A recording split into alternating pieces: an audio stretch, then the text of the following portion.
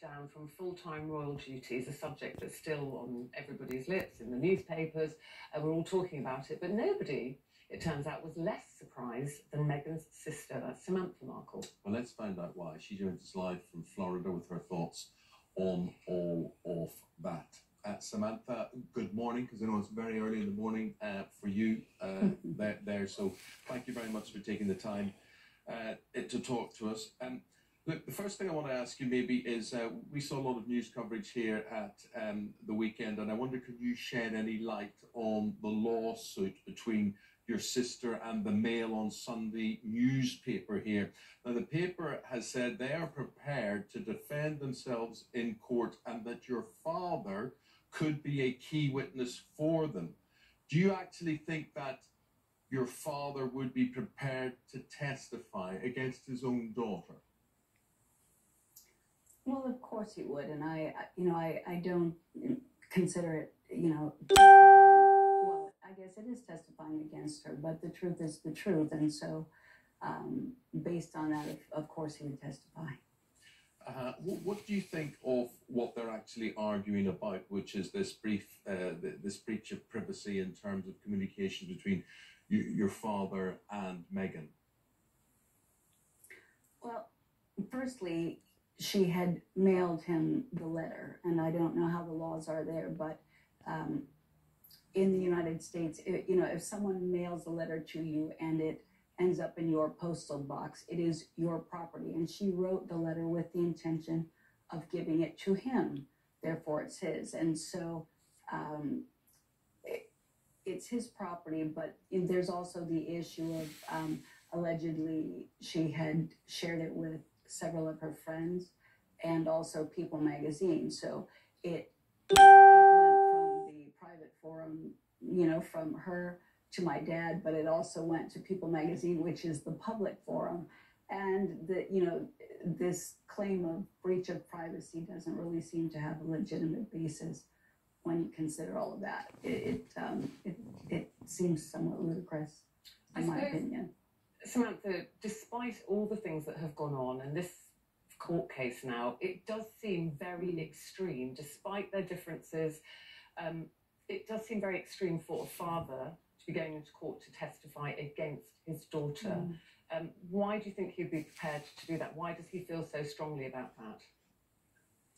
Well, in consideration of the fact that that letter seemingly was written for the purpose of being seen, it seemed to be part of a smear campaign. It seemed to be PR structured, and it was entirely untrue. And so you think it's contrived? Then you would say, Samantha. I mean, you say it was written with the purpose to be seen. It was deliberate. It was structured in the way it was composed. Absolutely, and the contents of the letter were not true. It was written seemingly in an attempt to discredit my father when he had been telling the truth about paying for her entire education, just to name a cascade of things. Samantha, you see, I think we're all a bit confused. I mean, obviously you're very close, and I'll ask you what the state of affairs is between you and your sister, but we're very confused here in terms of the public, because we see in terms of a public life, which your sister's saying she's going to step back from, but this week we saw her appearing in Vancouver at a woman's refuge. We see a very caring, compassionate side to her. So is she that person, or is she someone else? In my opinion, she is someone else. And when I saw that, it felt like a PR stunt. On the grounds, my first question was, how many coats and pairs of boots were the women at this shelter given? What were the donations like? And so, it still is my opinion that, public events are helpful and they raise awareness, but really people in desperate crisis situations need resources and help. So in absence of that, I just felt it was absolutely PR oriented. Look, what relationship do you, your father, your brother have with Meghan. I mean, you've spoken about her before. Not everybody would have believed you before. You'd have been mocked before. Do you feel your case as to how you describe the sister you know is stronger now? In other words, are you saying to all of us now, told you so?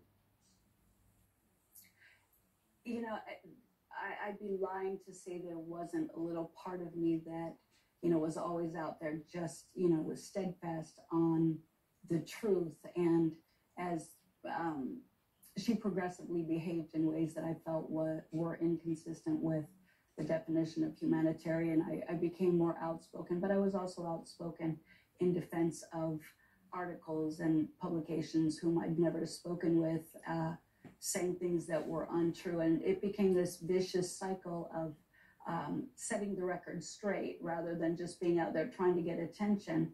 And yet, you know, the entire time I was still telling the truth.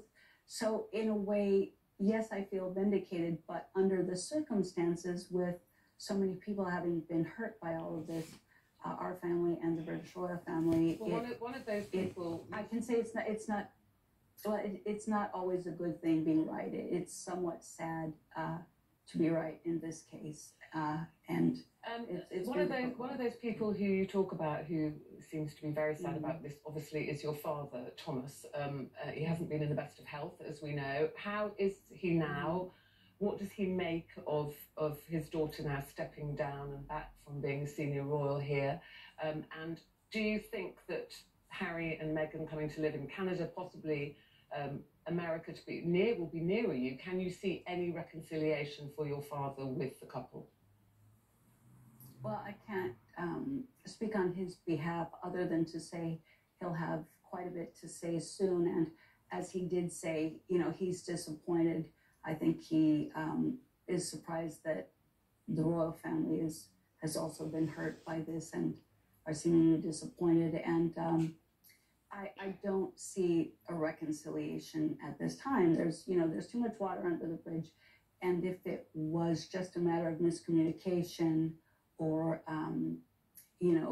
erroneous, misunderstanding because of public perception in the media, that would be one thing. But there seems to be a lot of deliberate,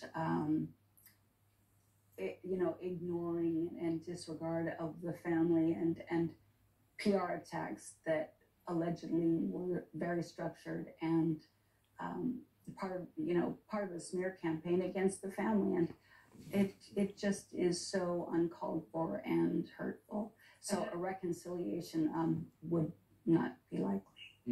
I mean, has your dad, you talk about the family there at all, has your dad met his grandson, Archie, yet? Has he even met his son-in-law, Prince Harry?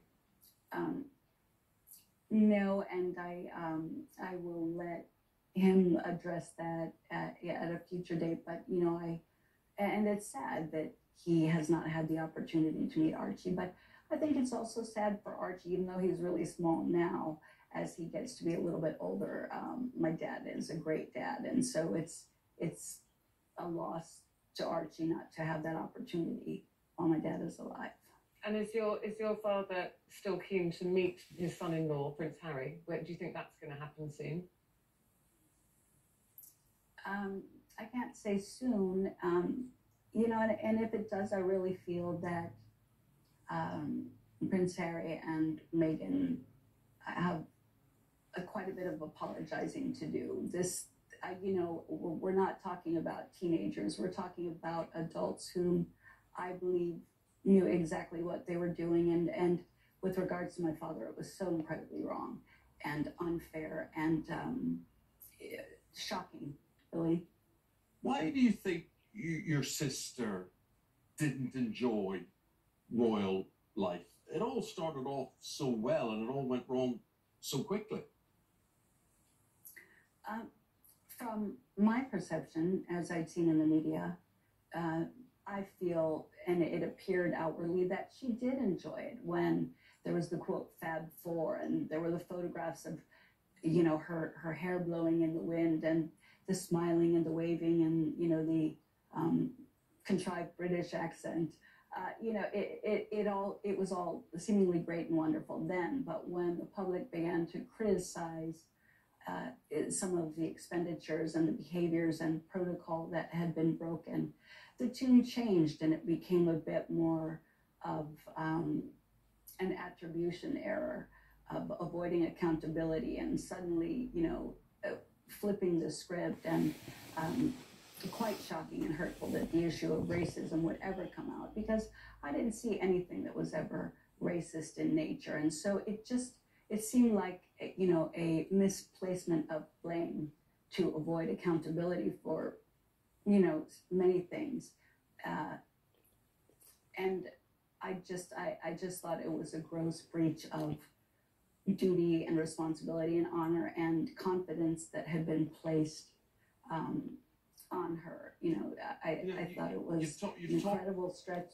Yeah, you talked earlier there about a concerted PR campaign, and she obviously has her own PR people and whatever. And you talked about when it went wrong in the eyes of the British public and whatever here.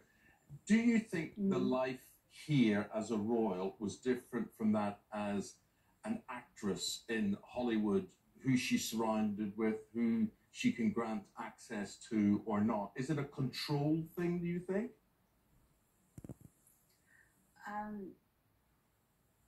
I can't really speak to that. I feel that she knew what she was getting into, and perhaps it was control. Maybe, she thought that she would be given more responsibility and freedom than she actually was. But, within any structured environment, those things are not instantaneous. There is a protocol and a hierarchy and a manner of going about things diplomatically that takes time. And perhaps she expected too much too soon. It seems, I don't know. But, and the decision to step back, do you believe, knowing your sister as you do, that was a joint decision, a Meghan decision, or a Harry decision? I'm feeling as though it was her decision, because she wasn't happy with the criticism that was taking place publicly. And, to get back to this issue of my father and what he was going through, I think it's important for the public to know he really did have not one heart attack, but two. He was always very honest about what was going on. And I think that, for the PR to be structured in a way as to make it look like that he faked it or that he engaged in a photo scandal, he did not. And when I took credit for that, paparazzi had been skewing photographs of him in such a horrible light. No professional human being would want to be seen in that light. I thought it was very unfair, and my thought on it was, you have a right to defend yourself and to be seen for yourself and for the British royal family as the man that you really are, engaging in your normal life activity without someone skewing it negatively. So I suggested, just as one would on a business card, having photographs of you honestly presented to the public. And those were horribly skewed into something that they weren't. There never was a photo scandal. He had been turning down paid interviews, so it wasn't about money. We're sadly, we are running out of time, but we're talking a lot about, obviously, things that have happened and happened in the past. What about moving forward now? If you could send a message to your sister now, moving on, moving forward, what would you say to her? I would say that life is very short, and, in the big picture, the money and the fame don't really matter. What matters is personal integrity, honesty, family, and so I would hope that she would come to grips with that, apologize, and certainly for the benefit of Archie and the British royal family, move forward being honest and look after the best interests of others. It's so important, and that's all I can say. I don't. Well, thank you. I don't know what to. Yeah. Well, thank you very much for your time today. It has been very, very interesting talking to you, Samantha Markle. We'll say goodbye. Thank you very much indeed. Samantha Markle is the half sister of the Duchess of Sussex. Okay, now we're going to get you in a spin next.